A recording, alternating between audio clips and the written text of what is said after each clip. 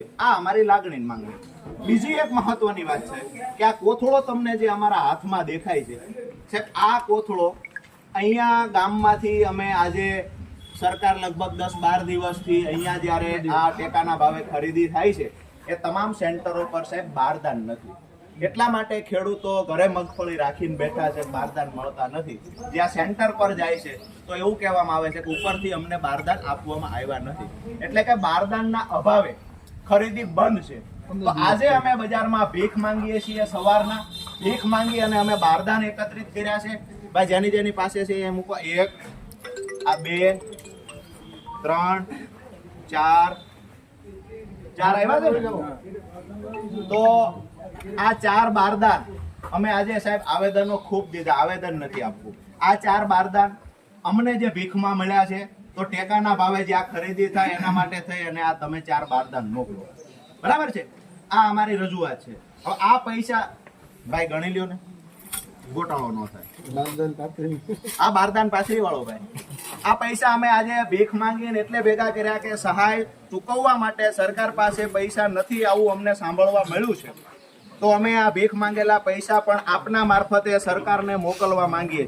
ભાઈ હવે પોતપોતાના ગણી લ્યો જોઈએ કેટલા પૈસા થાય છે. ઉઘરા આપી ગયેલી સરકારે ઉઘરા જ આપી.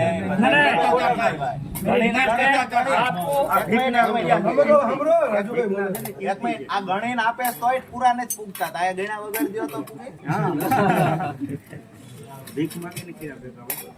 420 રૂપિયા છે. ઓ આપણે સારું હાલો 420 રાખો. ઘણા બધા આજે માળિયાના વેપારીઓ ખૂબ પૈસા 420 અલગ રાખો ભાઈ, કેલ્ક્યુલેટ કરતા જાવ એક મોબાઈલમાં. ગણેલો કોઈ માણસ હોય ને તો સરકાર પાસે સહાયના પૈસા નથી, બારદાન નથી. હાલે બાલુભાઈ સરકારને મોકલવા માંગે. વાહ, 1 રૂપિયા. આ ખેડૂતો બેઠા છે, ખેડૂતોને પણ પ્રેમથી આપે છે. ધન્યવાદ ખેડૂતોનો, ધન્યવાદ. અમને આપી દો એટલે ન્યાય મળી જાય.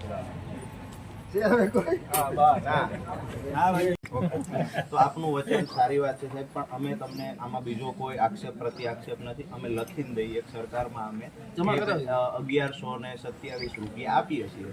તમે પણ એ તમને સારું લાગે ત્યાં આપી દેજો. 1127 આજે અમારા દરેક ખેડૂતને પાછા દેવા તો ન જવાય છે, વેપારીઓને પાછા દેવા ન જવાય. અમે લખીને આપીએ કે આટલા આપીએ. જો સરકારના કામમાં કે તમારા નહીં સાહેબ, અમારા સરકારમાં સાહેબ તમે કલેક્ટર સાહેબને આપજો. અગર તમને કોઈ આનાકાની કરે તો તમે અમને એક પત્ર વ્યવહાર કરીને પૈસા પરત લેવાનું કહેજો, અમે પાછા લઈને નહીં સાહેબ, હું તમને કહું અમારી સાથે જે અગાઉ સાહેબ આની પહેલા પણ એક મિનિટ સાહેબ, એક મિનિટ સાંભળી લો સાહેબ. પૈસા એક મિનિટ સાહેબ સાંભળી લો. વાત કરીએ છીએ અમે આ સરકાર નહીં થઈ હોય ને કે ભાઈ તમારા પૈસા કે આવું આપવાનું. હા પણ સાહેબ અમે આપ્યા છે, તમને કહું ને અમે વિસાવદના પૈસા આપ્યા છે, વિસાવદના પૈસા સ્વીકાર્યા છે, એવું નથી. પણ પૈસા આપવાની તમને સ્વીકારવાની ના કોણ પાડે છે? અમે આને મીડિયા સામે આપીએ, ટેબલ હેઠળથી આપતા હોય તો એવું લાગે કે ટેબલ હેઠળથી સરકારમાં જમા કરવા માંગીએ છીએ, બરાબર છે.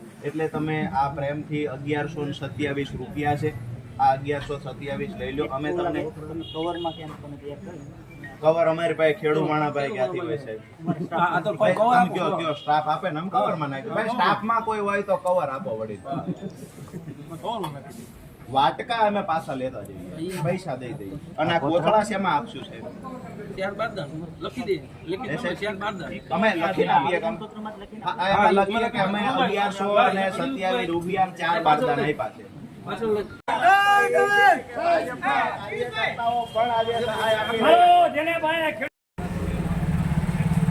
આમ આદમી પાર્ટીના કાર્યકર્તાઓની સાથે મોટી સંખ્યામાં ખેડૂતો જોડાયા છે. આજની રજૂઆતના જે મુખ્ય મુદ્દાઓ છે કે ખરેખર જ્યાં પાક નુકસાન હોવા છતાં સપ્ટેમ્બર અને ઓક્ટોબર મહિનામાં પુષ્કળ વરસાદ પડ્યો, તેમ છતાં માળિયા તાલુકાને સહાયથી વંચિત રાખવામાં આવ્યું. અહીંના ખેડૂતોને જ્યાં ખરેખર સહાયની જરૂર હતી એ ખેડૂતોને વંચિત રાખવામાં આવ્યા છે.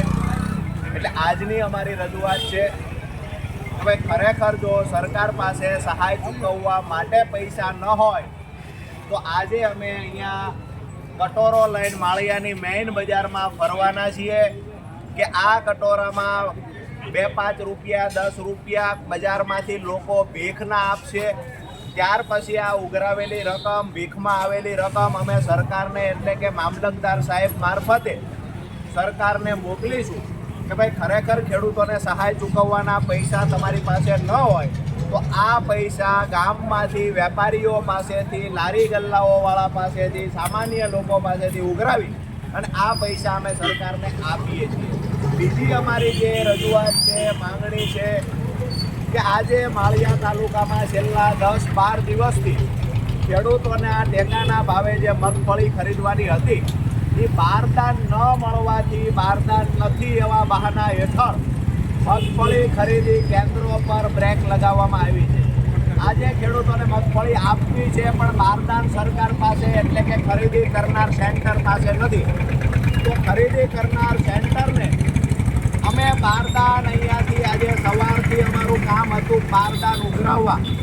તો અમે માળિયાના આજુબાજુના ગામડાના ખેડૂતોને કહ્યું છે કે આજની રેલીમાં જ્યાં રજૂઆત કરવા જઈએ ત્યાં બારદાન સાથે લઈને આવો. એટલે ખેડૂતો બારદાન પણ સાથે લઈને આવ્યા છે. આ બારદાન પણ અમે મામલતદાર શ્રી મારફતે અહીંયા જે ખરીદી થઈ રહેલા જે સેન્ટરો છે એ સેન્ટરોમાં બારદાન મોકલવાની અમારી જે રજૂઆત છે. તો આ મુખ્ય બે મુદ્દાને લઈ અને આજે ખેડૂતો અહીંયા મેઇન બજારમાં ભીખ માંગશે અને બારદાન ઉઘરાવશે. આ તમામ વસ્તુઓ, ઉઘરાવેલો સામાન અમે મામલતદાર સાહેબને આપવા માટે જઈએ. શું તમે આવેદનપત્ર આપ્યું છે? માળિયા તાલુકામાં 165% કરતાં વધારે સિઝનનો વરસાદ પડ્યો છે. ઓક્ટોબર મહિનામાં પણ 4.5 ઇંચ કરતાં વધારે વરસાદ પડ્યો છે. તો ખરેખર અતિવૃષ્ટિના મેન્યુઅલ પ્રમાણે 165% કરતાં વધારે વરસાદ પડ્યો છે. એટલે અતિવૃષ્ટિના મેન્યુઅલ પ્રમાણે પણ માળિયા તાલુકાને સહાય મળવી જોઈએ. નંબર 2, કમોસમી વરસાદના મેન્યુઅલ પ્રમાણે પણ સહાય મળવી જોઈએ માળિયા તાલુકાના ખેડૂતોને. પરંતુ આજ દિવસ સુધી સરકાર દ્વારા કોઈ સહાયની જાહેરાત કરવામાં આવી નથી.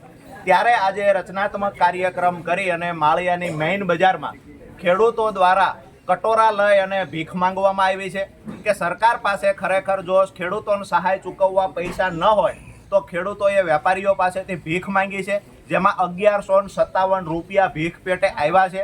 આજે મામલતદાર સાહેબ મારફતે ખેડૂતો સરકારને મોકલે છે.